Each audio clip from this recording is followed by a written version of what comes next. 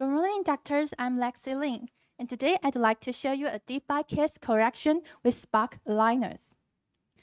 Okay, so this 24-year-old male with straight profile, deep bite, and mild crowding came to our clinic.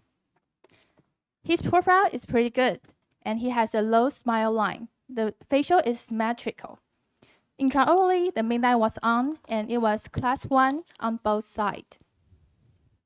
TM joint looks good, but his upper and lower arches are pretty narrowed.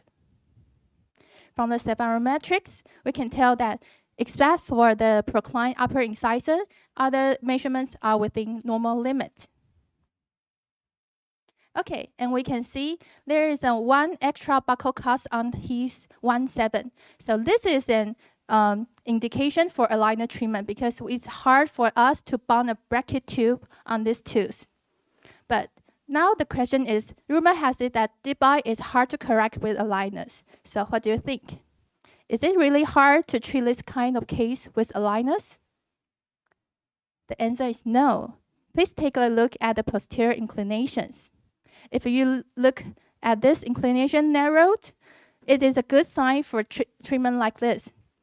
Why is that? Because after we correct this inclination by expansion, and look at the vertical dimension is increased, and we can easily or naturally solve the deep bite. And please look at the homogeneous gingival margin. It is much better looking now.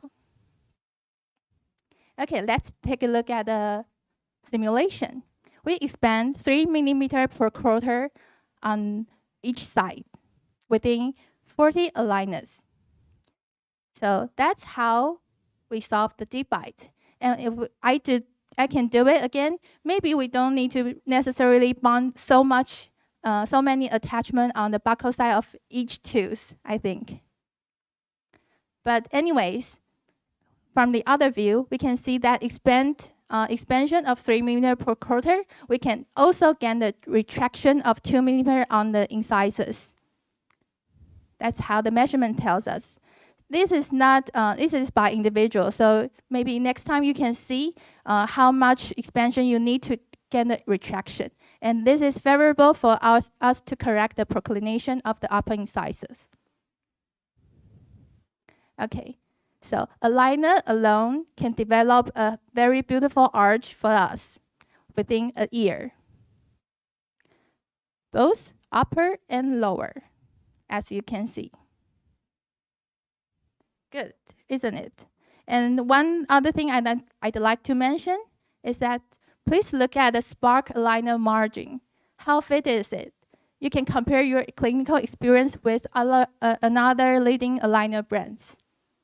So spark aligner can cover almost at a gingival margin, the CEJ of the clinical crowns.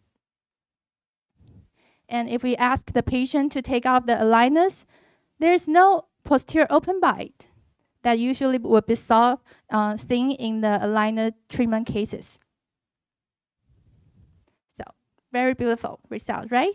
So after one simple, quick refinement, and I'd like to show you that if you do the refinement in aligner, spark aligner cases, you can choose from children to children XR. That is mean extra hot.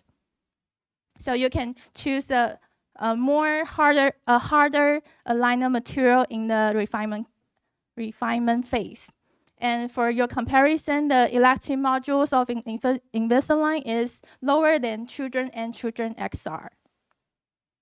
Okay, so the final result. The profile is still good, and the occlusion is perfect. It's good. And the deep bite was solved, the midline was still on, and the gingival margin looks more harmonious. The other side. Okay, let's take a look again at the comparison of the arch form. The expansion developed pretty well. At best, the cephalometrics superimposition. So we can tell that in this kind of deep bite cases, we depend on the posterior extrusion more than the anterior intrusion. And maybe you can notice that there is a relative extrusion on the upper incisor that but that didn't compromise our end result. That's the presentation. So thank you.